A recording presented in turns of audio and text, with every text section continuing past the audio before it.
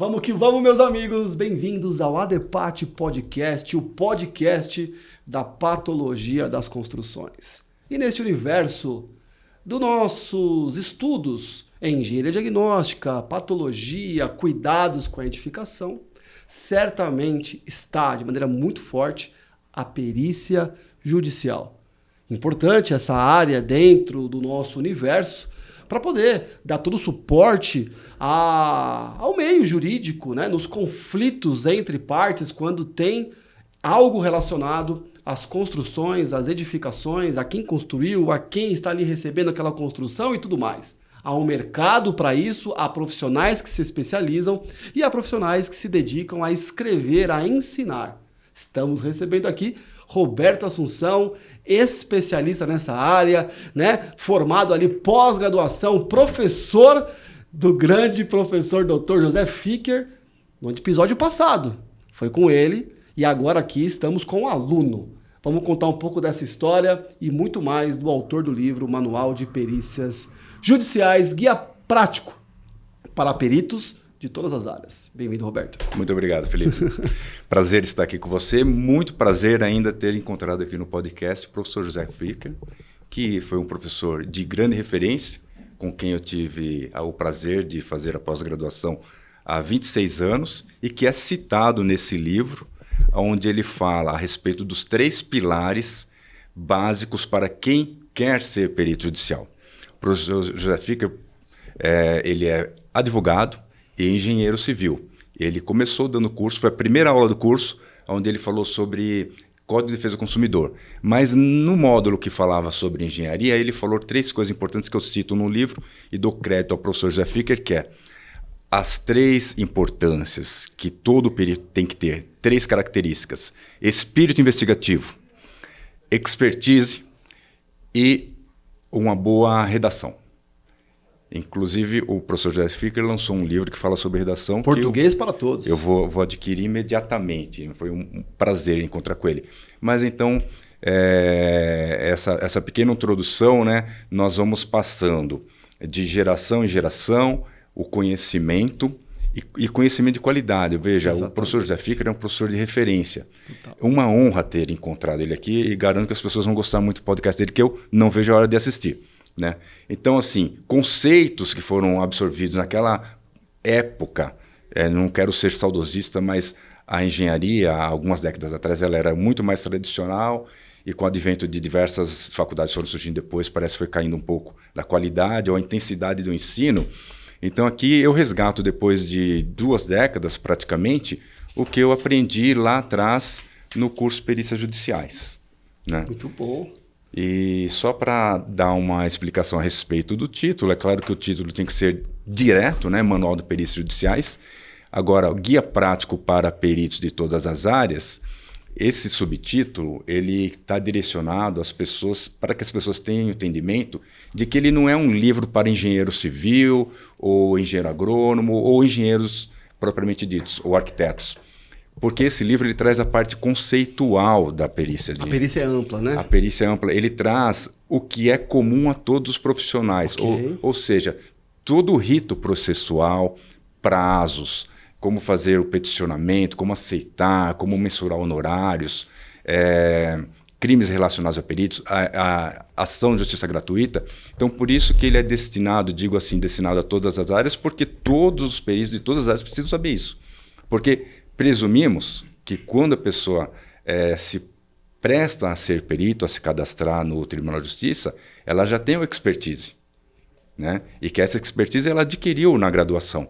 Então, por isso que o livro ele não se atém à expertise de cada um, e sim trazer essa parte conceitual que é obrigatória para todos. Então, nós podemos trazer com muita clareza e convicção que para ser perito judicial, sim, a graduação, salvo em algumas cidades que precisa de um mínimo ali de tempo de graduação, sim.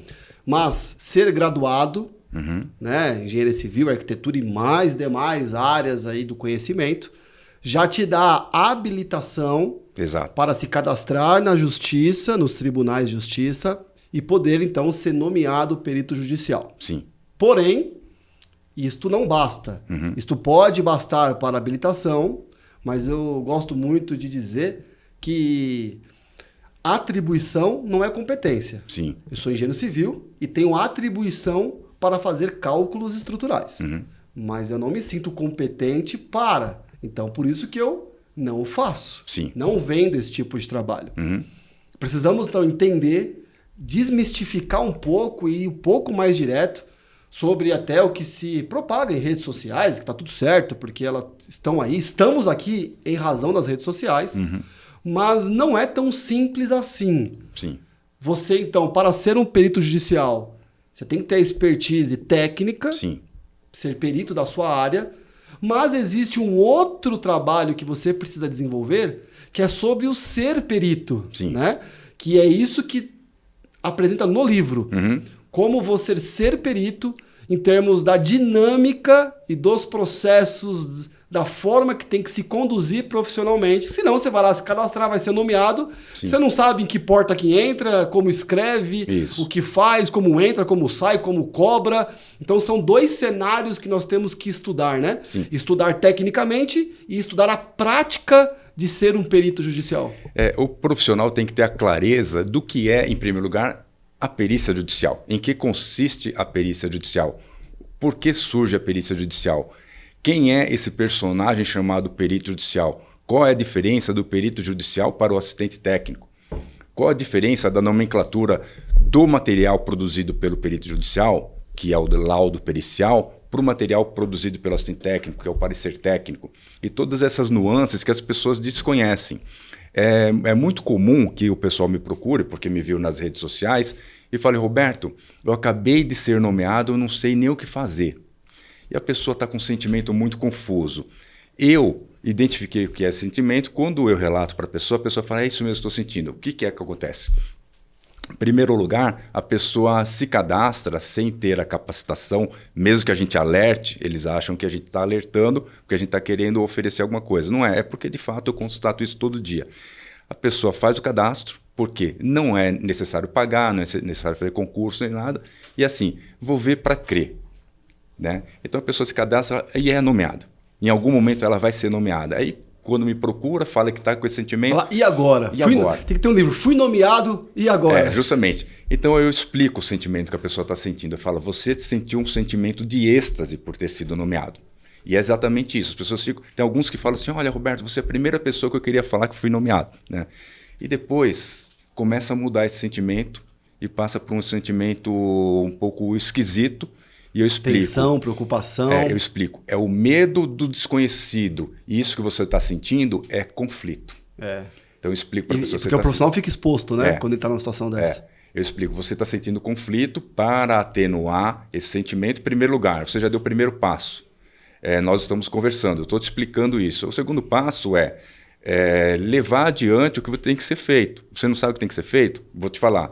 Primeiro passo, você foi nomeado, você tem 5 dias para aceitar ou não a nomeação. Você tem que se manifestar, porque ninguém vai adivinhar que você aceitou ou que você não aceitou a nomeação. Perfeito. Agora, como que você vai se manifestar? A pessoa também não sabe. Tem que fazer uma petição. Você tem que se manifestar nos autos e tudo. Então, começa aí um diálogo que não tem fim. Então, por isso que quando as pessoas pedem ajuda, eu dou uma ajuda inicialmente, claro. Mas eu falo: olha, não dá para te passar em poucos minutos, ou numa conversa de WhatsApp, ou num direct Instagram, todos os conceitos que você precisa saber. Né? Então eu garanto que o que tem aqui é suficiente para as pessoas que estão nessa fase. Mas quando acontece de me procurar, de olha, eu fui nomeado, eu tenho que me manifestar até amanhã e tudo, às vezes a pessoa, no mesmo dia, já marca uma mentoria e o assunto é produtivo. Perfeito. Né? O ruim é a pessoa não ter a quem recorrer, não ter um mentor, ou um colega que seja que possa orientá-la. Acreditar que o cadastro é uma coisa super fácil e depois que em algum momento ela vai se virar sozinha. Não é tão fácil assim. Não quero dizer que seja difícil, mas a pessoa precisa aprender esse caminho. Né? E nem todo mundo se dedica a isso. É verdade. Nós temos que ter uma noção exata do que é aquilo que a gente está entrando. E por isso que precisamos acompanhar conteúdos, né? Conteúdos de qualidade. Você disse que você tem a sua atuação, né? Nas redes sociais. E como começou? como surgiu a ideia do Roberto Assunção abrir perfis para se comunicar com o público técnico e começar a propagar os conhecimentos na área de perícia. Essa história é engraçada porque meu filho é engenheiro também, e ele lembra de uma época em que eu era avesso ao WhatsApp. Quando o WhatsApp surgiu, eu imaginava que o WhatsApp também seria uma rede social e não uma ferramenta de comunicação. Então nem tinha WhatsApp, né? Mas porque até o pessoal fortaleceu os grupos do WhatsApp, sim, mais do que a conversa ali direta sim, e tudo mais. Então o que ocorreu? Na nossa restrição sanitária, naquela época em que você ficava sozinho e tal, meu filho mora comigo, nós moramos juntos, e eu falei, Gabriel, o pessoal fica me perguntando no LinkedIn como faz para ser perito judicial. Mas isso já fazia anos que me perguntavam, né? Então não tinha muito o que fazer naquela época lá. Eu falei, eu vou criar um curso online falando como ser perito judicial. Só que, Felipe, eu não sabia fazer um PowerPoint, eu nem sabia que eu ia ter que fazer vídeos, né? Eu fiquei sabendo disso no futuro, não sabia nada. Isso em 2020. Eu tinha o conhecimento dentro de mim. Sim. E a vontade de compartilhar, né? A vontade e a experiência e tudo. E eu falei assim, vou começar a escrever um livro. Me lembro como hoje. Comecei a fazer a redação em primeiro lugar. Elenquei quais seriam os capítulos, pesquisei no mercado os cursos que existiam e eu vi que existiam lacunas e o meu escopo era maior. Então eu falei, já está do jeito que eu gostaria. E fui desenvolvendo aqueles capítulos. Depois daquele texto pronto, eu falei, preciso criar os slides. Tive que aprender de uma forma autodidata os slides. E para isso o YouTube é muito bom, porque tudo que você precisa está no YouTube. Sim. Então me dediquei, aprendi a fazer uma série de coisas lá, fiz os slides. Pronto, já venci mais uma. Mais uma. Agora então, já sei fazer slide. Eu busquei um aprendizado e isso foi tendo efeito. Aí aprendi a mexer no programa para poder colocar a minha imagem nos slides. A gravar a aula com os slides ali e você aparecendo. Então tudo isso sozinho. Quando o curso estava pronto, consegui uma pessoa para fazer o marketing digital, uma amiga que é do Rio Grande do Sul, eu não a conhecia, nem a conheço pessoalmente, para você ver a mágica das redes sociais. Muito legal. Não a conheço pessoalmente e ela me dá essa assessoria desde aquela época. E ela falou, Roberto, tu, né, porque é gaúcha, né, tu precisas... não adianta vender o curso agora, você não vai vender nada. Tu precisas criar uma autoridade nas redes sociais. Então ela falou, tu precisas fazer vídeos. Então eu comecei... mais essa? Tinha que fazer os vídeos, então tem aquela questão de fazer os vídeos longos, os vídeos curtos, que hoje são denominados cortes, não existia essa nomenclatura, né? Então eu comecei a trabalhar nisso, aí vem aquela questão, não tinha habilidade de fazer vídeo. Como que eu ia olhar na câmera e falar alguma coisa? Eu ficava olhando na câmera, eu estava olhando num objeto, né? Depois eu passei a ter naturalidade e olhar a câmera como algo que não existisse na minha frente, como se fosse alguém para quem eu estaria falando. E curioso, eu tenho mais de 200 vídeos, eu acho que 99% deles não tem script. Tem vídeos que é mais de 1 hora e vídeos que eu falei com naturalidade, né? Por quê? Porque... Que é o que dão mais engajamento. Sim, né? E por que você fala assim? Porque você tem o conhecimento para passar. Lógico. Por isso você fala com naturalidade, porque você já tem aquilo dentro, né? Então, voltando aos vídeos, tive que criar isso aí, depois fazer campanha para o lançamento e tudo do curso. Aí o curso foi um sucesso, é um curso que está na Hotmart. Sim. E aí, depois disso, eu falei novamente com meu filho, no outro bate-papo, Gabriel, eu preciso fazer o seguinte, eu vou lançar um livro, porque o curso, a redação do curso é um livro. Né? O curso chama Rota de Peritos, por quê? Pensei, qual que vai ser o nome do curso? Falei, preciso dar um direcionamento, dar um caminho. Então, fazendo esse pensamento, dirigindo, veio esse insight, né? Falei, rota de peritos, aí rota de peritos, né? E aí, na questão do livro, eu falei, vou transformar o curso num livro. Peguei aquela redação, mas eu precisei acrescentar informações ali, que eu vi que cabiam mais informações e tudo. Coloquei no texto, tive que fazer todo um arranjo, tudo. Só que não cabia colocar o nome do livro como Rota de Peritos, porque eu queria fazer algo mais assertivo, que a pessoa bate o olho e sabe o que é, né? Então eu falei Manual de Perícias Judiciais. E para complementar, eu fiz o subtítulo Guia Prático para Peritos de Todas as Áreas. Então, acho que quem bate o olho na capa sabe do que se trata. Perfeito. Né? Se você precisar de algum nome para o teu curso, para o teu livro, procure Roberto Assunção. Gostei demais da forma de pensar e de gerar esses textos. Gostei mesmo. Que bom. Achei muito bacana. E eu não vou dizer que é o primeiro ou o único, porque eu não conheço, mas que eu conheço é o primeiro, e já me deu ideias incríveis aqui, já vou incentivar o pessoal. Olha como o mundo é doido, Roberto. Até um tempo a gente não sabia nem entrar na internet direito, fazer slide, gravar vídeo, e de repente você construiu um curso nativo para online, não é que você adaptou tal, não. Você construiu um curso nativo já para online, né? Já para esse novo mercado, e você escreveu e concebeu um livro de um curso online. Sim. Eu não conheço outro que tenha feito isso. Isso é muito legal. É. Normalmente os livros são nascidos de dissertação de mestrado, de artigos publicados, de laudos técnicos, ou os cursos, conheço bastante, são concebidos de livros. Sim. A pessoa escreve o livro e do livro ela concebe um curso. Agora, essa dinâmica que está na vanguarda e super contemporânea do que a gente está vivendo, do nosso curso online, muitos aí construíram bons cursos online, fica a dica. Como é que você fez isso de se dedicar ao curso online? E você já deu mais ou menos, você começou então do curso, começou a escrever, né, para montar o curso e pegou todo esse conteúdo que você tinha para o curso, transformou ele em texto e depois você foi incrementando e acrescentando para poder tornar o mais complexo, né? Porque uma comunicação escrita é totalmente diferente de uma comunicação verbal ou por slides.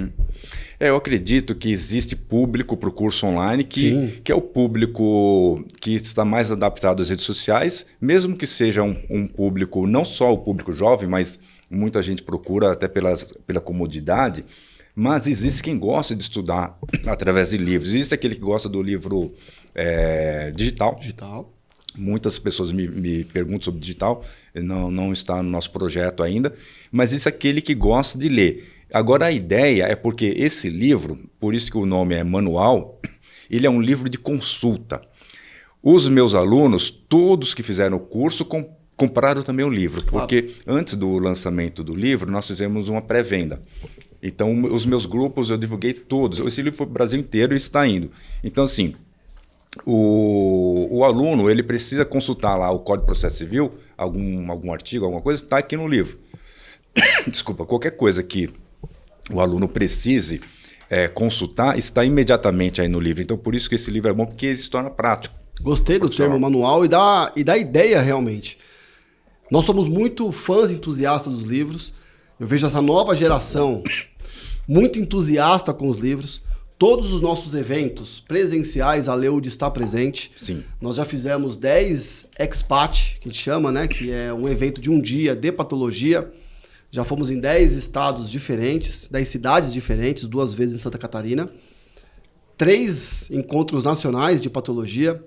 E sempre a Leude presente, com muita venda de livro, o pessoal fazendo as coleções, temos a nossa biblioteca, DEPAT, coisa que eu não via na minha época de graduação.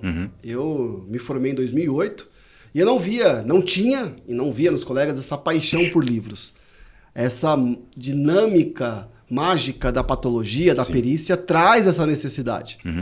Eu tenho tentado escrever mais, até recentemente inaugurei uma newsletter no LinkedIn, né? Aqueles artigos mais simples, mais diretos. Então, semanalmente eu estou escrevendo no LinkedIn. Constantes. Para poder pra treinar a constância, para quem sabe aí avançando, né? Tive a oportunidade de escrever um capítulo de um livro, Manual de Engenharia Diagnóstica, com outros 32 autores, sobre a coordenação da Estela, do Gulo, do Jerônimo Cabral. E para mim é incrível essa parte de escrita. E tem uma diferença na nossa área. Nós precisamos referenciar. Nós precisamos de referências e referenciar. Isso. Se o aluno teve uma aula sua incrível ali, que ele ouviu, fica mais difícil ele referenciar no trabalho dele, no laudo, no trabalho. Agora, com o livro, o que ele ouviu, ele consegue ler novamente, estudar novamente. Exato. E já passa a conseguir referenciar. Então eu tenho tentado. A gente acaba ensinando muitas coisas no online, nas aulas. Abre um slide com uma foto, a gente dá uma aula de 2 horas. Sim. Por que não transformar isso em um artigo, mesmo que seja simples, menor, mais direto, mas que você escreva os conceitos ali e que os alunos consigam ali referenciar, colocar entre aspas e trazer essa informação para a realidade, né? Eu creio que isso é parte do legado que a gente vai deixando na sociedade, né, meu amigo? Sim, como você falou da newsletter, que ela tem um formato e um objetivo de ser naquele formato, também o livro, ou o que quer que seja de informação que a gente traga, ele tem que ter uma linguagem adequada. Então, assim, quando eu comecei a atuar como perito, não como perito judicial, mas como assistente técnico, porque a assistência técnica eu já comecei lá atrás, em 98 mesmo, foi meu primeiro caso para uma companhia de seguro, que hoje já não existe mais, que era a Vera Cruz Seguradora, né? O que acontecia naquela época? Primeiro que a figura do perito já era diferente. Eu ia como assistente técnico, o perito chegava lá de paletó e gravata e tudo, já tinha uma figura diferente, né? E os peritos, eles se preocupavam muito em utilizar uma linguagem com jargões do meio jurídico. Entendi. Né? Então, muitos até iam para... Muitos até cursaram, né? Cursavam direito, justamente para incrementar, né? Eles passavam a esse parte de se tornar mais referência na área. Isso, exatamente.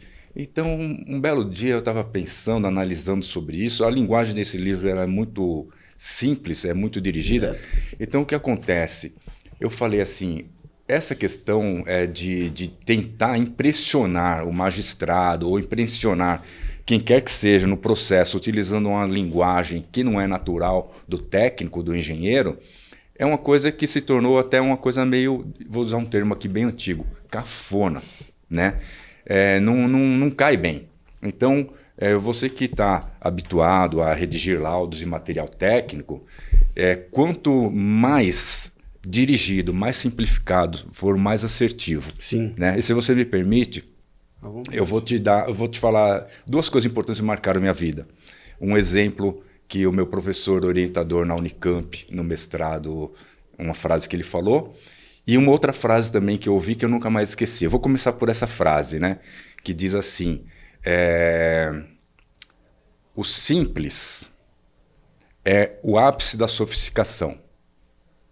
Né? O simples é o ápice da sofisticação. Quem falou isso foi o Leonardo da Vinci. Né? Então, assim, a simplicidade é o ápice da sofisticação. Não precisa você fazer nada tão cheio de firula para que você valorize aquilo. Se você já deve ter tido essa experiência, você faz aquele laudo assertivo, bem escrito, você olha assim, você fala assim, eu nem acredito que foi eu que escrevi isso aqui, né? Porque tá simples, mas todo mundo vai entender, né? Tá claro.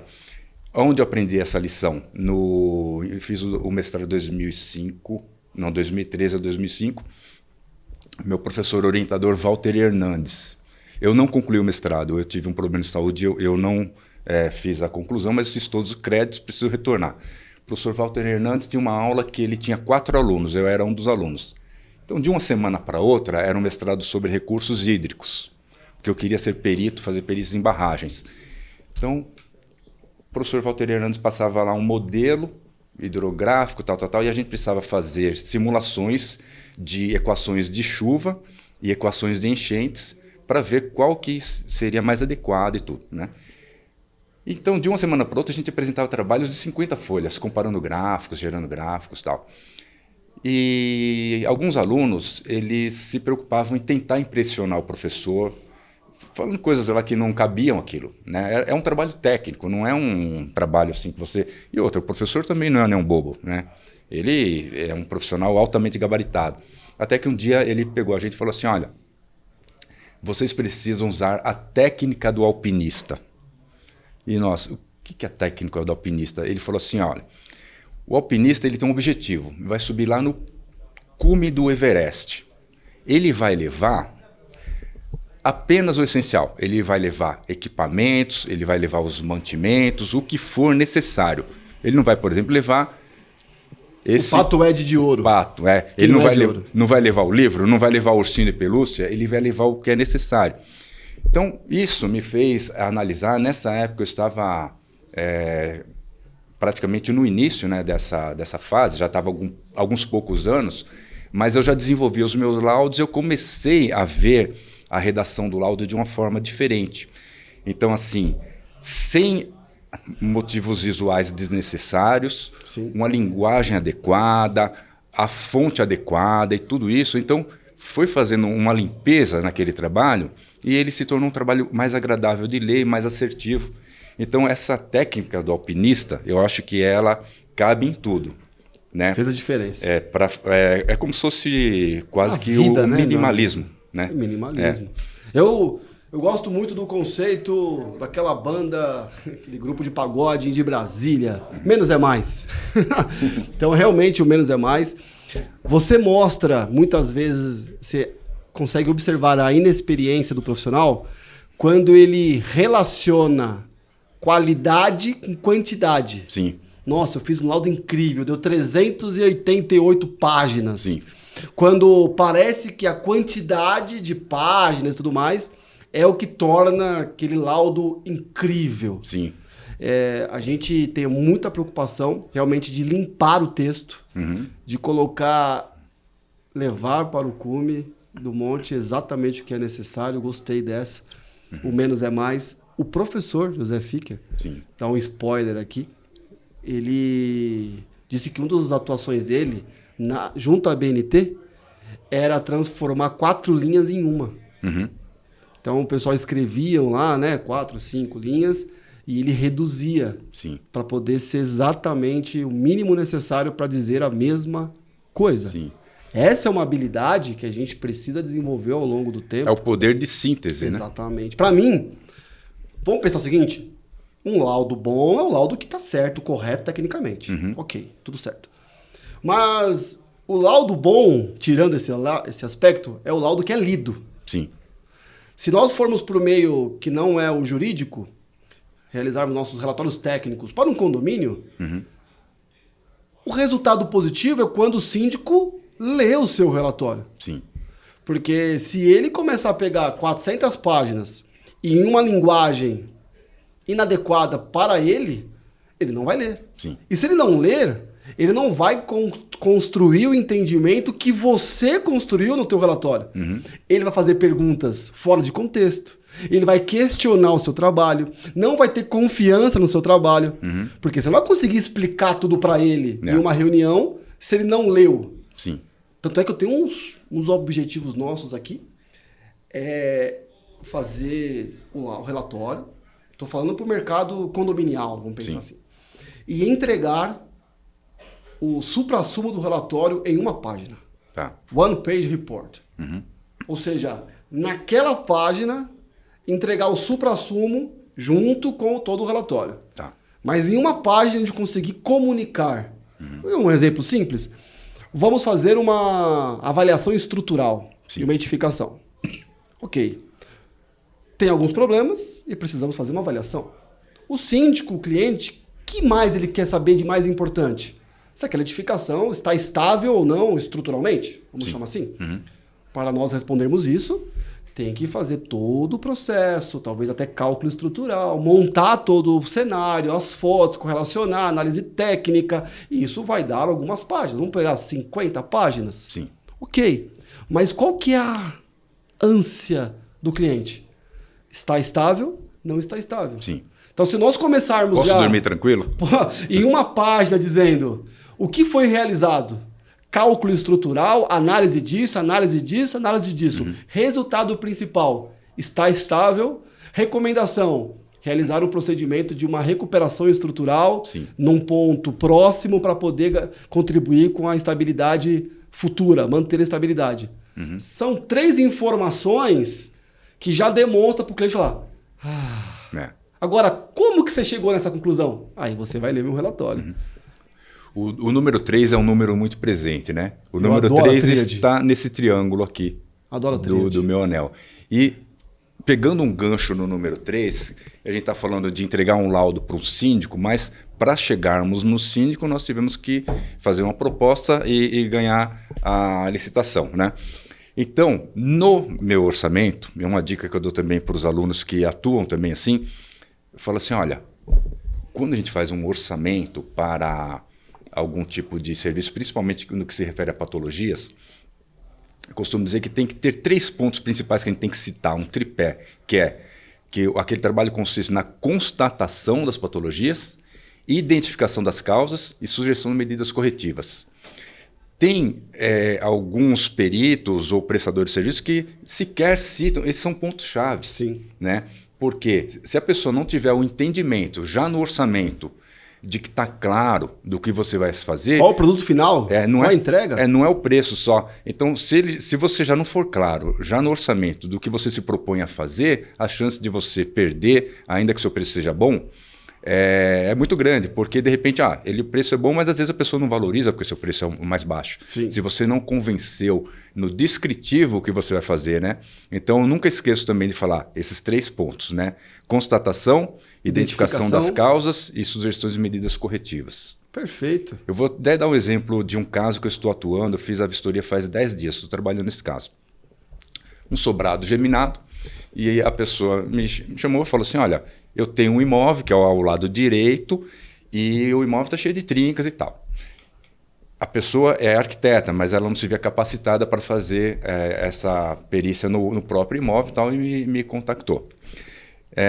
Cheguei lá, já estavam pintando o imóvel. Falei assim, essa pintura é uma maquiagem, isso vai reaparecer. Porque existe uma forma correta de corrigir as patologias também. Mas antes de se corrigir, tem que identificar a causa dela. Porque senão não vai adiantar nada. Mas continuaram pintando lá, passando calafetações e tudo. E aí me veio o histórico daquele problema. Começou a aparecer que houve vazamentos de água, alta de consumo de água e tudo. Até que conversei com o vizinho. E o vizinho falou assim, olha, já veio um engenheiro aqui e ele verificou que não é nada preocupante, é uma acomodação do terreno. Só que no imóvel que eu vistoriei, ao contrário do imóvel com o vizinho, existe um alçapão e eu desci 4 metros. Existe um caixão perdido de 4 metros. Não existe um aterro ou um solo, como o outro profissional falou. Então, a constatação dele, a suposição dele, a justificativa dele, não faz sentido.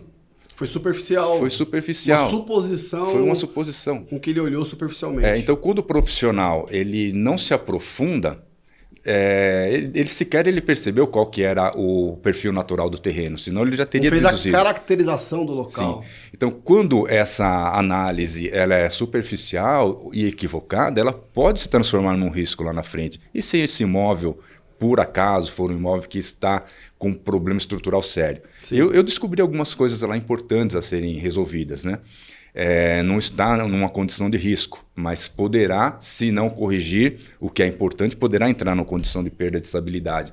Mas o que me chamou a atenção foi que já havia ido um profissional no vizinho, tranquilizou, e aí eu falei, não tem nada a ver isso que essa pessoa falou, porque não se trata de um imóvel que está apoiado num aterro ou no perfil natural. Ele está sobre uma estrutura a 4 metros de altura. Eu nem falei isso ainda para o meu cliente, estou dando um spoiler aqui, né? Porque eu gosto de me manifestar através do meu material, que seria o laudo, né? Até mesmo também para não gerar conflito com outro profissional, mas em algum momento isso vai ter que ser esclarecido. Faz todo sentido, faz todo sentido. E na nossa área da patologia das construções e perícia judicial, é onde entra a parte da engenharia legal, né? Vamos chamar assim. Há alguns ritos diferentes, há uma comunicação que nós fazemos junto aos clientes, a forma de elaborar o relatório, como que nós classificamos e tudo mais. E quando entra para a parte de perícia judicial, tem alguns detalhes que são diferentes e que precisamos ali tomar de atenção. Tem pouquíssimas normas da nossa área ligado a isso tudo, né? Temos, por exemplo, norma de inspeção predial, que traz algumas referências, que veio, né, de experiências das normas do IBAP, do Instituto de Engenharia e tudo mais, as boas práticas, práticas recomendadas. E temos também a norma de perícia, 13752, Sim. que está em revisão. É, né? Perícia de Engenharia na Construção Civil. Perícia de Engenharia, que traz muitos conceitos que são utilizados fortemente na área judicial e também nas demais áreas, né? A gente acaba utilizando isso. E parece que essa norma, claro, está em processo de revisão, acho que ainda não foi revisado e tudo mais. E são aprendizados que nós trazemos. E nessa norma técnica traz aquelas diferenças sobre... E muitos alunos perguntam, né? Quando eu coloco que é um laudo técnico, qual é a diferença de laudo técnico e de parecer técnico? Como que você tem visto atualmente essa diferença de laudo técnico, parecer técnico, relatório técnico, frente ao que se tem hoje? Porque, pelo que eu entendi, parece que vai mudar um pouco os termos ou a forma de se colocar, mas como que você tem ensinado e tem utilizado esses termos? Qual é a diferença de laudo para relatório, para parecer? No âmbito da perícia judicial, isso é bem claro. Mas quem entra no segmento, muitos que não buscaram uma capacitação não sabem sequer a diferença. Inclusive, no meu canal tem vídeos falando a respeito. E eu comento sobre essa diferenciação, que no âmbito da justiça existe lá uma figura que é o perito, que é aquele profissional qualificado, devidamente cadastrado no Tribunal de Justiça. Como você bem falou, tem 1 ou 2 estados que requer que a pessoa tenha experiência de 2 anos e algumas comprovações. O restante não faz esse tipo de diferença. Então, esse profissional está lá no banco de dados, o magistrado precisa de um profissional com aquela qualificação, localiza e nomeia. Ele é o perito judicial, que é aquele profissional imparcial, porque ele está a serviço da justiça, então ele não vai ver o lado do réu nem do autor, né? Então, o material produzido pelo perito judicial é o laudo pericial. Agora, existem outras partes que podem atuar também, que são os assistentes técnicos. E eu explico para as pessoas que o assistente técnico é facultativo ao autor ou ao réu indicar assistente técnico. Veja bem o termo. O perito é nomeado, o assistente é indicado. Aí já começa uma diferenciação, né? Muito bom. Então, assim, as partes é facultativo fazer a indicação de assistentes técnicos, assim como é facultativo fazer a elaboração de quesitos. Então, pode ter ou não um assistente técnico. E o papel do assistente técnico já é um papel em que ele não se obriga a ser imparcial, até mesmo porque ele está a serviço a uma parte ou a outra parte. Então, assim como o advogado, ele procura encaminhar o trabalho dele para convencer de que a parte tem razão, né? Então, esses conceitos vêm lá de trás. E eu explico até como que o aluno pode ter o entendimento desse cenário. Eu preciso voltar depois a falar sobre a questão do parecer técnico. O aluno, para entender esse cenário do que está acontecendo, ele precisa ler a inicial, né, a petição inicial, e ler a contestação. Lendo a inicial, ele sabe o que o autor está pleiteando ou acha que tem direito, e lendo a contestação, ele sabe o que o réu está alegando em sua defesa. Mas voltando à diferenciação, perito e assistente técnico, o perito é imparcial e os assistentes são parciais, em defesa das partes que os contrataram. O perito ele é contratado pela justiça, né? Os assistentes eles são contratados pelas partes através de um contrato de prestação de serviço mesmo, né? Os honorários não necessariamente têm que ser os mesmos honorários periciais, ele pode ter uma outra referência. A gente segue a referência do IBAP enquanto engenheiros, mas eles podem de repente utilizar um valor arbitrário, lá de repente até mais reduzido, porque a gente sabe que principalmente quando se faz serviço para pessoa física, fica mais difícil de cobrar. Agora, a diferenciação também do que é produzido, o perito judicial ele produz o laudo pericial. Os assistentes técnicos também para diferenciação, o material que ele produz é parecer técnico. Então, assim, muita gente não sabe a diferença de perito para assistente técnico, laudo e parecer técnico. Ainda que tenham a mesma formação, existe essa diferenciação de nomenclatura e também para esses materiais produzidos. Excelente. Né? Então, no âmbito judicial, parecer técnico é o que foi produzido pelo assistente técnico, laudo pericial, laudo é o que foi feito pelo perito nomeado. Sim, lembrando que o parecer técnico, você pode complementar também o título, colocar parecer técnico divergente ou parcialmente divergente. Ok. Porque você pode colocar parecer técnico, Mas quando você acrescenta essa nomenclatura, já deixa claro, porque ele vai estar lá na capa. Então, se o magistrado, olha, parecer técnico divergente, né? Ele já fala assim, peraí, tem alguma coisa aqui que o assistente técnico não concordou.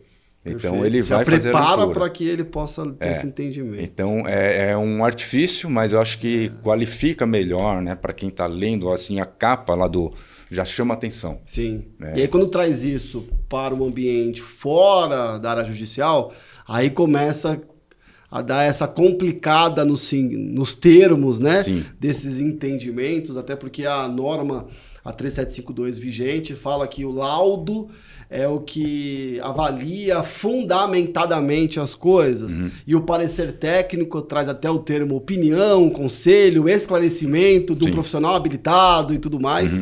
E ficam esses conflitos, mas já fica aqui claro na parte judicial. Incrível, meu amigo. No teu livro você traz aqui, na parte de a decisão de ser perito judicial, muito legal, que a perícia judicial se classifica como uma atividade, não como uma profissão. Sim. Né? Em outras palavras, não é um emprego. A rigor, ao sermos nomeados, e em algum caso, estamos como perito e não somos perito. Exato. É uma condição temporária naquele caso específico. Sim. O que ocorre é que algumas pessoas, justamente por desconhecerem, é claro, é natural que isso ocorra, não tem esses conceitos básicos, e a pessoa fala, vou ser perito, como se aquilo fosse uma profissão.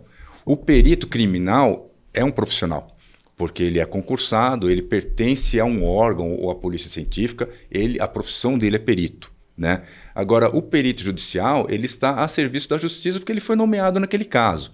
Agora, nós que atuamos sistematicamente com isso continuamente, costumamos dizer que somos peritos, porque é a nossa atividade principal. Né? Mas a rigor não Você está sendo perito de algum caso sempre. Simultaneamente. Né? Você não fica nem um tempo sem estar sendo perito. E uma coisa importante também a se dizer que você pode estar sendo perito em casos simultâneos e assistente técnico em casos simultâneos. Verdade. Porque você é perito no caso, eu sou assistente técnico. Num outro momento, de repente, a gente pode se deparar num outro caso onde essa posição se inverteu. Perfeito. A nossa formação ela é a mesma, as nossas qualificações são as mesmas e a gente eventualmente estará em lados diferentes em outros momentos. Faz sentido. Né?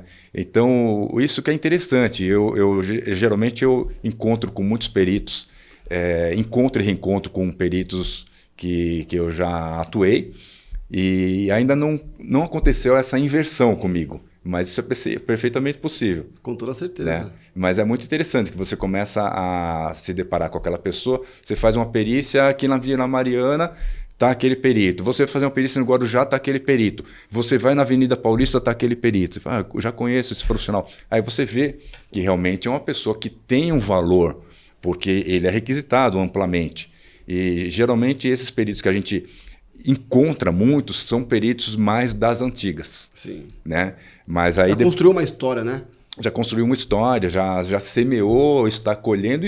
Importante, eles estão passando para outros, porque esses peritos geralmente, quando vão fazer vistoria, eles não vão sozinhos. Eu gosto de ir sozinho, mas esses peritos que já estão assim mais na ativa há muito, muito tempo, que já estão quase que parando. A velha guarda. A velha guarda. Eles levam consigo 2, 3 estagiários, não estagiário no sentido de que a pessoa está começando a aprender. São profissionais formados, equipe, engenheiros formados. Como aquele cirurgião plástico, cirurgião, enfim, cardíaco, tudo mais, que tem a sua equipe que começa a produzir as cirurgias com eles até que eles possam voar sozinhos. Né? Sim. É até salutar. E isso eu acho que é importante. É até um excelente caminho para começar.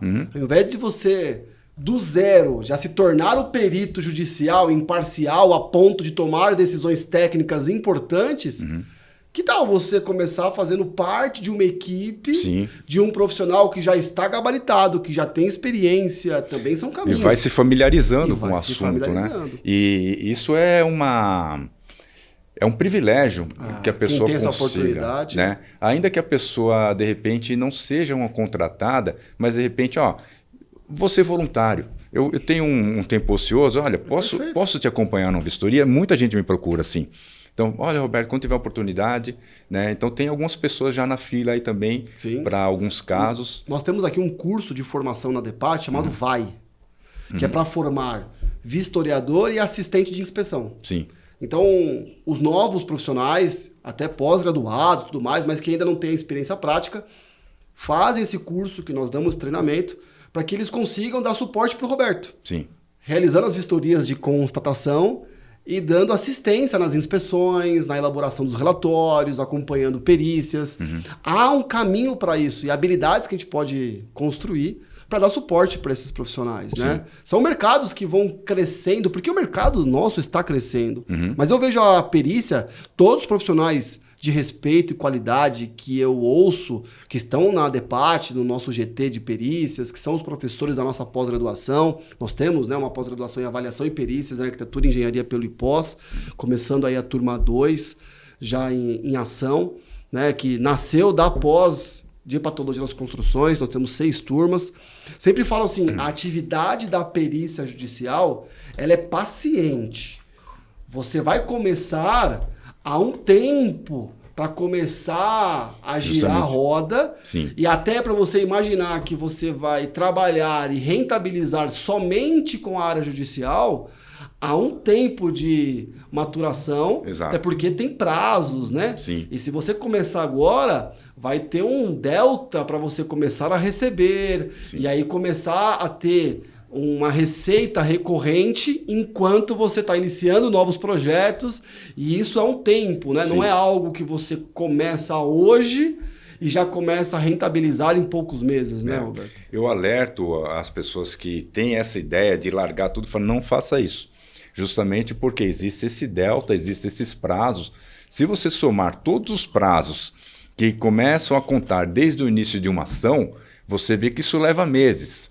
Só que ele tende a se estender, né? E até também que você seja nomeado num número de ações que se acumulem, que sejam suficientes para você se manter, isso também não é garantido, né? Porque depende da demanda, ninguém cria demanda, não existe uma estatística que fale assim, ó, o engenheiro tem tanto de demanda, o educador físico tem tanto de demanda. Então é um ponto importante a ser. O que me chamou a atenção, em 1996, eu trabalhava numa empresa, em 95, e lá tinha um engenheiro de segurança do trabalho.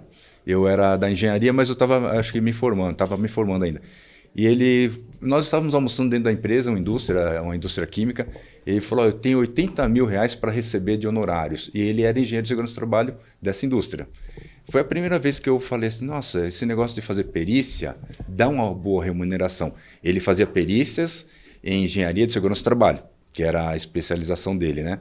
Então você vê, ele era uma pessoa que trabalhava numa grande empresa multinacional, tinha um bom trabalho, um bom salário e fazia as perícias de uma forma complementar, mas você vê, tinha 80 mil reais, isso em 95, é muito dinheiro, né? Então, é importante que as pessoas tenham esse... Se ele contasse com esse valor, já estaria estressado, preocupado, enfim. Então, é importante que as pessoas tenham essa ciência de que a perícia, ela não é algo assim... eu costumo dizer assim que, não só a perícia, mas muitas coisas assim, a gente não pode ser imediatista. Acho que muita gente acha que tudo é imediatismo. A gente precisa, primeiro, preparar um terreno. Depois a gente precisa lançar uma semente no terreno. Depois a gente precisa regar. Aquela semente, embora nós não estejamos vendo, estamos acreditando que um dia ela vai semear, nós não estamos vendo. Mas para que a gente possa manter aquela crença, a gente tem que regar. Um dia ela vai germinar lá dentro do solo, a gente não vai ver. Até que um dia vai sair aquela folhinha. Ah, tá dando certo. Aquilo lá vai ter que crescer, vai ter que virar uma árvore e depois vai ter que dar frutos. E dependendo do que você está plantando, esses frutos demoram anos para surgir, né? Então nada é tão imediato. Quem procura o imediatismo, não só na área de perícias ou qualquer tipo de profissão, acaba se frustrando e vai ficar pulando de atividade em atividade e nunca vai ser bem sucedido ou vai ter assim, uma qualificação maior. Por quê? Porque fica só fazendo experiências, acreditando em facilidades. Não existe facilidade, né? Então, assim, isso cabe para tudo. Talvez a gente possa pensar, nós, produtores aí de conteúdos na internet, que acompanhem no Instagram, LinkedIn, YouTube, vai estar tudo aqui no link da descrição para que vocês possam acompanhar o trabalho do professor Roberto. talvez no primeiro vídeo que nós lançamos, no segundo vídeo que nós lançamos, a semente estava lá dentro e não ficou tão legal, não germinou, e a gente poderia ter desistido, mas a gente continuou, e continuou. E a persistência fez com que a gente chegasse aqui hoje. Gravação de um podcast, um livro de referência, uma história, você com um curso consolidado, com alunos, com um legado, a gente, tudo que a gente está construindo. E a gente sabe que nesse caminho, vou pegar aí dos últimos 4 anos, quantas pessoas que pararam no meio. Sim. No começo, que gravaram os primeiros vídeos, tinham a intenção de e pararam no meio. Porque às vezes não viu ali, fez uma live e deu 5 pessoas, 10 pessoas, lançou o curso, a primeira turma e vendeu 1 ou 2, ou às vezes até nenhum. Fez um vídeo e ninguém curtiu, ninguém comentou, mas não teve a paciência da semente ali. Isso foi, para mim, me trouxe uma visão muito bacana de nós continuarmos regando mesmo sem ver sinal algum. Ou seja, se a ideia hoje é começar a jornada da perícia judicial, saiba que vai levar um tempo para começar a germinar e vai começar a sair a primeira folhinha. E mesmo sair a primeira folhinha, que talvez pode ser a primeira indicação, a primeira nomeação, perdão, ainda vai precisar um bom trabalho. Mas, pela sua experiência, conseguimos então afirmar que aqueles que persistem e continuam conseguem fazer as colheitas, talvez um pouquinho tempo menor, um pouquinho tempo maior, mas é inevitável porque a justiça precisa desses profissionais. Existe uma grande demanda. É inevitável que ocorra a nomeação. Tem alunos, o recorde de prazo de nomeação que eu tinha era um aluno que era 30 dias. Até que um aluno de Recife, que é a cidade onde eu nasci, eu moro em São Paulo há 50 anos, mas eu tenho 56, 26 anos para São Paulo. Ele foi nomeado em 9 dias. Então foi o recorde. Mas eu queria, não esquecendo dessa questão da semeadura, né, dar um exemplo aqui de um diálogo que eu tive com um amigo que é padre. Ele me ligou, ele falou: Beto, ele sabe que eu pratico artes marciais, eu sou faixa preta de judô. Aí ele falou assim: Beto, eu vou dar uma palestra hoje para jovens e tem a questão de artes marciais lá envolvidas, tudo, né? Ele me pediu algumas dicas, eu falei com ele, eu falei: olha, para fechar a conversa, eu falei: sabe qual a diferença? Faz essa pergunta para os meninos lá. Sabe qual a diferença? Sabe o que é o faixa preta? Né? Pergunta para eles: o que é um faixa preta? Aí vão falar um monte de coisa, né? Depois daquele silêncio estabelecido, você fala assim: o faixa preta é o faixa branca que nunca desistiu. Então, assim, por que eu me tornei faixa preta? Porque eu treinei desde os meus 13 anos de idade, parei na época de faculdade, voltei, né? Falei para o meu professor: olha, estou voltando, eu era faixa roxa quando eu parei, vou voltar na branca. Ele falou: não, porque a faixa representa o seu conhecimento. Voltei na roxa, fiquei um tempão para pegar a preta, mas peguei a preta, né? Faz 16 anos que eu peguei a faixa preta. Parabéns. Então, eu falei isso para o padre, meu amigo padre Antônio. Eu falei assim: pergunta para eles o que é o faixa preta. É o faixa branca que não existiu. E isso se aplica à nossa atividade, isso se aplica àqueles peritos que querem ser peritos. Ah, mas será que eu vou ser nomeado? Será que eu não vou? Quando que vai dar dinheiro? Só quando você insistiu o suficiente. Né? Se você for um cirurgião, até você ter um nome, uma credibilidade no mercado, por mais que você tenha feito uma USP e tenha feito especializações e tudo, até você ter credibilidade, você vai ter que trabalhar numa equipe, você vai ser auxiliar e tudo, até que você cresça, tenha aquela credibilidade. Aqueles profissionais das antigas que te ensinaram, te qualificaram, começam a sair do mercado, passa a ser você aquela figura. É verdade. Né? Se você persistir, é natural que o teu momento vai chegar. Em tudo. Em tudo. O faixa preta é simplesmente um faixa branca que não desistiu. Que nunca desistiu. No ano passado, eu estava praticando judô, rompi o tendão de Aquiles, fiz cirurgia, voltei a andar depois e ia para academia. Sabe quanto tempo que eu conseguia fazer esteira? 1 minuto. Eu andava 1 minuto na esteira. Ainda né? Tirando muleta e tal. Depois de um tempo foi 2 minutos. 3 minutos. A cirurgia foi 13 de fevereiro de 2023. Quando chegou no segundo semestre, eu falei assim, vou correr a São Silvestre. Vou me desafiar. Eu já tinha corrido 11, né? Me inscrevi. Corri a São Silvestre. Pô, que legal. Então foi uma superação, né? É um ganho pessoal. Então a gente precisa se desafiar. E isso em todos os aspectos Sim. da vida. Aspectos pessoais, amorosos, aprendizado, atividades, desafios novos. Por exemplo, você fez a graduação, talvez você não imaginasse aonde você iria chegar. Você chegou, mas você já tem um outro norte. É isso que leva ao crescimento, né? Então, essa questão, só há a realização se existir a persistência. E não é uma conversa aqui motivacional nem tudo, é um fato. É necessário. É um fato, por exemplo, falando de atividade física, você quer ter um bom físico, né? Que na gíria dos marombas é um shape. Shape, né? meter o shape. Para meter o shape, para entrar no pump, você tem que ir na academia todo dia, você tem que regrar sua alimentação. Exatamente. Né? É todo algo complexo que você precisa ter e persistir. Sim. Então, assim, todo mundo tem sucesso, já voltando a falar da perícia judicial e dessas questões que a gente está falando no âmbito técnico, só tem se for persistente, acreditar em si e não nas facilidades que vendem. É lógico. Aquelas facilidades são ilusões. A pessoa tem que... qual que é o investimento de a gente que trabalha com perito? Pesquisar, ler, estudar.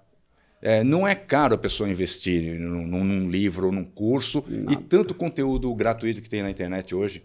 É só a gente pensar que se nós formos montar uma bomboniere, um salão de cabeleireiro ou qualquer outro estabelecimento comercial, você tem que investir no ponto, você tem que investir em aluguel, em reforma, em estoque, em produto, e o payback vão demorar meses, talvez até ano, para poder ter o retorno de tudo que você investiu. Sim.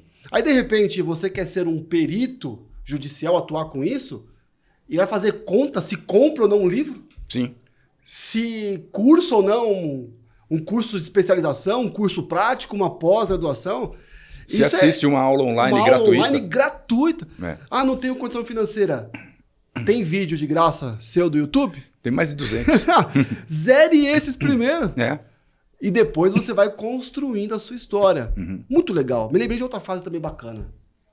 O topo de uma montanha pode ser simplesmente o começo de outra. Sim.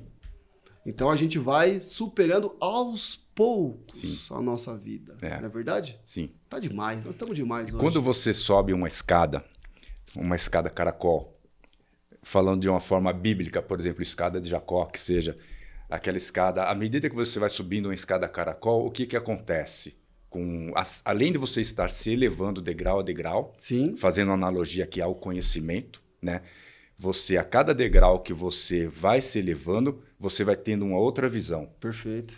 Então você vai tendo um outro panorama, você vai vendo as coisas de uma forma diferente. Porque é diferente você ver da onde você está, no solo, no piso, e ao subir a escada você vai não só vendo em alturas diferentes, mas em ângulos diferentes. Gostei. Né? Então, essa analogia também a subir a uma escada, ela também faz uma boa reflexão. E se você chegar na metade, dependendo da sua altura, você já consegue enxergar o pavimento superior. Justamente. Que é uma visão completamente diferente, que jamais você poderia saber o que é ou como é, estando no primeiro degrau. E voltando à questão da montanha que você falou, você chegou no pico, para que você pudesse ter a visão de que existiam outros picos mais altos ainda, que você poderia alcançar, ou se colocar, se lançar um desafio, você precisou subir naquele primeiro. Agora, você nunca seria quem você fosse se você ficasse só ali no pé da montanha. É verdade. Né? Você teve que desejar ter esse desafio. A gente fala desafio, parece que é uma coisa difícil, né? Então, tirar esse termo. Mas assim, desejar, ter aquele objetivo. Né? Tem que ter um objetivo. Porque quando você alcança aquele objetivo, outros objetivos vêm, porque o ser humano é movido a isso. Sim, né? Com toda certeza. O ser humano é movido a isso. Então, se a gente pensar na escada caracol, é só mais o próximo degrau? Ó, nós estamos demais hoje, hein, Gabriel? Siga para mais dicas. Olha, tenho duas perguntas para você aqui, para a gente quase já encaminhar para o fechamento. Primeiro, tem alguma técnica para potencializar, reduzir os prazos de nomeação? Você falou que o teu recorde é 9 dias. Mas é porque você ensinou alguma técnica, alguma forma de como se posicionar, de como se inscrever lá nos tribunais. Antigamente eu via que tinha que meter o terno e gravata e conversar pessoalmente. Hoje já não tem mais tanto isso, por causa até do momento que nós passamos, começou a aprender, mas não é o juiz que tem que falar, você tem que falar com quem cuida lá da área. Sim. Qual que é alguma técnica? Não precisa dar todas as dicas, porque tem aí no teu curso, na tua mentoria, em todos os processos, mas pelo menos alguma para o pessoal já começar a praticar. O caso desse aluno que foi nomeado em 9 dias é muito mais relacionado à demanda do que a uma atitude dele, porque ele não teve uma atitude determinante para que ele fosse nomeado tão rápido. Ocorre que era uma demanda de... Mas você podia usar, meu, entre off aqui, ó. Me siga, compre meu curso que eu te ensino a ser nomeado. Aqui, ó, tem um caso em 9 dias depois que eu fiz o curso do Roberto. Não, a gente não faz isso, tá, pessoal? Não, existe algumas dicas que, como você falou, depois das restrições sanitárias, as coisas mudaram um pouco. Eu cheguei a ir em fórum em que eu tive que, além de estar com máscara, mostrar a carteira da vacina. E eu não estava com a carteira da vacina. Eu não estava, fiquei 20 minutos lá esperando, tentando achar no celular, até que o segurança, ele viu que realmente eu deveria ter, a minha aflição e tal, ele permitiu que eu entrasse. Isso eu não poderia ter contado. Mas assim, o que eu falo para o pessoal, o básico, fazer a divulgação, aquela questão é válida, tentar fazer esse corpo a corpo, mas não é sempre que você vai ter oportunidade de falar com o magistrado, ou o horário que você for não é o horário que ele atende, e também existe esse advento aí do regime híbrido. Nem sempre o magistrado está fisicamente no fórum. Entendi. Ele também trabalha online, de casa, de onde for. Existe essa questão que dificulta. E não conseguindo falar com ele, aquele funcionário que atendeu lá no cartório da vara, geralmente até aquele funcionário quem iria buscar o profissional e não o magistrado. Né? Então é válido falar com esses profissionais. Eu acho que todos os caminhos são válidos. Divulgação por e-mail. Divulgação por e-mail, você pode procurar o e-mail institucional do Tribunal de Justiça da determinada cidade, achar quais são os e-mails, tudo e mandar. Só que muitos desses e-mails, eles retornam uma mensagem automática, agradecendo tal. Alguns são respondidos categoricamente assim: não guardamos currículos. Você tem que estar cadastrado no site do Tribunal de Justiça e tal, né? Então, a minha preocupação maior não é como captar essa oportunidade. Essa oportunidade virá em algum momento. Agora, a preocupação é que o profissional ele tem que estar com material, com trabalho qualificado para que ele seja nomeado de novo, porque senão ele vai ser nomeado uma vez só. Entendi. Né? Então, as pessoas se preocupam, vou ser nomeado, mas se você não fizer um trabalho bom, é uma vez só. Agora, se você fizer um trabalho bom, você vai ser nomeado por aquele juiz, de repente ele vai te nomear outra vez, ou ele vai te indicar para um juiz do mesmo fórum que precisa de um profissional. Perfeito. Porque entre eles conversam também. Né? Então, essa questão da divulgação, eu acho que o que é mais determinante mesmo é ter demanda para aquele profissional. Sim. Por exemplo, um dos profissionais que mais tem demanda é profissional de ciências contábeis. Engenheiro, arquiteto. Né? E também deixar um pouco claro, né? A gente tem aprendido quais que são as suas especialidades. Sim. Apesar de que um perito ele tem uma questão generalista dentro da área da perícia, vamos pegar aqui nas áreas das edificações, da construção e tudo mais, mas se você tem aí já um caminho em uma especialização ou uma experiência com fachadas, com estruturas, com alguma coisa que o valha, alguma pós-mestrado, cursos de referência e tudo mais, você já pode ali ficar em evidência quando for um caso ligado àquela área. Sim. Pode ter um favorecimento melhor do que só simplesmente dizer sou engenheiro civil e perito e o que aparecer me ajuda aí. Acontece um problema muito sério e eu comento sobre isso. Muitas pessoas falam assim, Roberto, eu me cadastrei faz mais de um ano e nunca fui nomeado. E quando eu comecei a analisar esses casos, eu identifiquei qual era o motivo. O principal motivo da pessoa não ser nomeada é a biografia profissional mal redigida. Erros de português, falta de clareza, falta de concordância, falta de acentuação. E faz sentido. O que eu pego, quem é aluno, eu falo assim, me manda a sua biografia profissional. Ou eu dou os primeiros passos para eles cadastrar, onde isso já vai ser feito, ou se ele já está cadastrado, me manda sua biografia profissional. Peguei uma que começava assim, olá. Aí depois vinha um textinho e tal. O juiz, quem quer que for, vai ler aquilo lá, não vai nem ler o segundo parágrafo. Ele fala assim, se eu não estou conseguindo entender, ou não está uma linguagem que para mim é aceitável, na bio, Sim. Eu vou esperar o quê do laudo? Sim. Primeiro parágrafo fundamental. Não precisa escrever fulano de tal. Não precisa, o seu nome já está lá no cadastro. Coloca assim, engenheiro civil, especialista em tal, membro titular do IBAP, tal. Aquela básico. Depois coloca, aí começa lá a descrever essas habilidades e tal. Tem espaço para isso, tem mais de 2.000 caracteres. Entendi. E também não basta isso. No site do Tribunal de Justiça, onde é feito o cadastro, você tem uma página, um perfil, né? Ali existe uma configuração das cidades que você quer atuar e das varas que você quer atuar. Então tem ali uma sintonia fina, porque o que é aquilo lá? Você está abastecendo um banco de dados que, através de um buscador, que é diferente do acesso que a gente tem, eles têm um acesso diferente, eles vão falar assim, está buscando lá um profissional de patologias da capital de São Paulo, aí vão achar o seu perfil. Entendi. Né? Agora, se a pessoa simplesmente coloca lá a informação e mal redigido e tudo, ele, como a gente fala no marketing digital, existe um funil, né? Ele não cai no funil que o magistrado vai encontrá-lo. Perfeito. Então ele fica lá perdido. E estar cadastrado no site do Tribunal de Justiça é obrigatório, não é um diferencial. Todo mundo tem que estar obrigatoriamente lá cadastrado. Tá lá. Então, assim, existe muita oferta. Agora, quem está qualificando lá, quem está...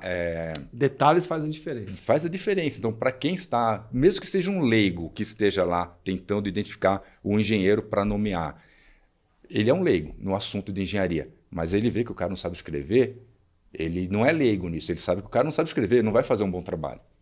Né? O que esperar do laudo técnico? Uhum. Então, a bio, podemos dizer assim, a nossa bio que está lá é o primeiro contato que o magistrado e sua equipe vão ter com o padrão do nosso trabalho. Sim. É a nossa chave de acesso, é o nosso portal. Ali é um portal. É o nosso portfólio, é a nossa amostra grátis. Uhum. Você vai lá, tem esse bolo novo, toma uma amostra grátis. A degustação. Se a degustação for ruim, essa degustação é ruim, mas no bolo vai ser muito bom. Sim. Não, então não me dá essa degustação. Sim. Então nós precisamos fazer uma degustação melhor. Uhum. Não é para fazer igual dizem que alguns feirantes colocam na faca, né, um pouquinho de açuquinha e corta aquela fruta. Fala, nossa, essa manga tá um mel. Porque tá mesmo, né? A faca tava embebedada no mel. Aí quando você compra a manga... Mas tem um detalhe. Quem conhece a fruta sabe que aquilo não é o sabor da fruta. Exatamente. Então, assim, não tem Não adianta não existe meter o mel aí à toa. Agora, outra coisa, Felipe, para que eu não esqueça, uma dica para aqueles que querem entrar. Tá aqui, ó. Principalmente na exatamente nossa... Aqui, ó. Dica. Então, principalmente na área de que quer entrar na... O cara é bom, mano. Ele consegue... O que eu ia perguntar era a dica do professor. Para quem quer entrar, principalmente na nossa área de atuação específica, de engenharia, arquitetura e tudo, eu digo que eu acho que um dos assuntos que tem mais demanda seria avaliações de imóveis e também patologias. Então, alguém fala assim, Roberto, você indica algum curso? Eu falo esses 2 cursos. Né? Por quê? Avaliações de imóveis eu acho que é o que mais tem demanda e aquele arroz com feijão. Patologias... Também, existem muitos casos, por exemplo, eu atuo, comecei e continuo atuando com seguros. Inclusive, o próximo livro é sobre seguros, casos relacionados a seguros. Sua maior especialidade aí dentro da área. Então, por exemplo, patologias. O que acontece muito no âmbito dos seguros? Destacamento de pastilhas. Então, se a pessoa faz um curso de patologias, se surgir isso no âmbito judicial, ele sabe tratar. Se for no extrajudicial, prestar serviço para uma seguradora ou uma construtora, ele sabe tratar os fatores que levaram ao destacamento. Agora, se a pessoa não tem uma pesquisa nem nada, ele não sabe nem usar o termo adequado de destacamento. Verdade. Ele vai falar que a pastilha caiu. Né? Então, existem essas nuances. Assim. Eu sempre indico no nosso segmento avaliações de imóveis e patologias. Né? Muito bom. É uma das dicas que eu dou a quem é da nossa área. Agora, é claro que eu dou mentoria para profissionais de diversas áreas, médicos inclusive.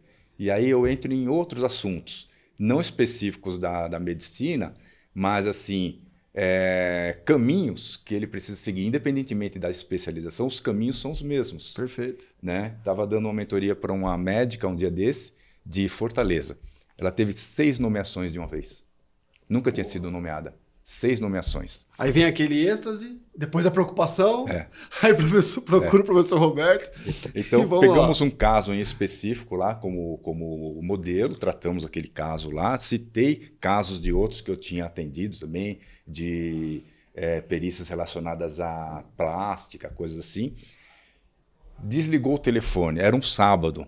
Desligou o telefone, eu fiquei no WhatsApp dando uma olhada, a mentoria durou 1h30, dura 1h30, né? Daqui a 2 minutos entra uma mensagem dela, falou, Roberto, eu fui consultar, eu tive mais 2 mentorias, fui nomeado em mais 2. Então assim, a gente está falando de demanda. Tem casos que de repente a pessoa pode ficar um ano sem ser nomeado, tem pessoas que são nomeadas em várias de uma vez. Né? Então assim, não existe assim quem falar assim, garantir que existe uma demanda ou uma periodicidade, tudo está mentindo. O que a pessoa tem que fazer? Se preparar. Você tirou a palavra da minha boca. Estar sempre preparado, né? E fazer o melhor possível. Porque aí ela vai se estabelecer. Mas para cada perícia, existe uma tripla oportunidade. Uhum. Se você se preparar e entrar no caminho da perícia judicial, você vai ter que entender dos problemas da área, da expertise, seja ela qual for, Sim. E também de como ser um perito judicial. Sim.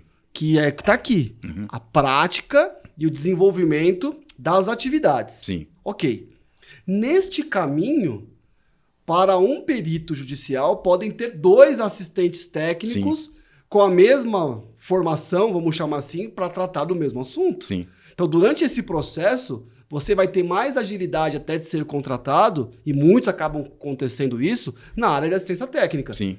Você vai, então, buscar ali ser nomeado pela justiça, mas também vai procurar vender os teus serviços para construtoras, para moradores, para todos que você já sabe que tem naquele ambiente, parcerias com advogados e tudo mais, porque você está no meio, está se preparando para ser um perito, já sabe como é que funciona. Se você atua na área também, pode ser mais rápida a sua nomeação, que é a indicação, que é a venda do seu serviço, para a área particular, que é assistência técnica. Exatamente. É o que acontece comigo. Eu atuo muito mais como assistente técnico do que como perito. Inclusive, isso tem uma vantagem, que é o recebimento mais ágil dos honorários. Agora, quais são os meus principais parceiros? Advogados. E o que é determinante? Ter uma boa rede de relacionamentos, um bom network, né? E isso se constrói, né? Isso se constrói, não adianta ficar tentando vender uma imagem irreal nas redes sociais. Você pode